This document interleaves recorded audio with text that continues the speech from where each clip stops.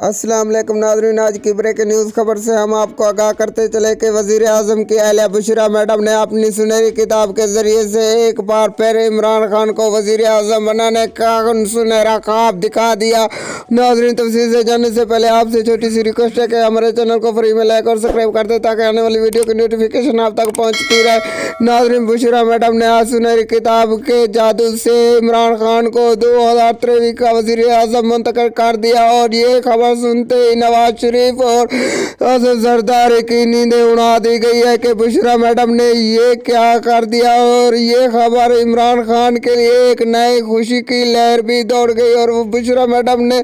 ये सुनहरी किताब के जादू से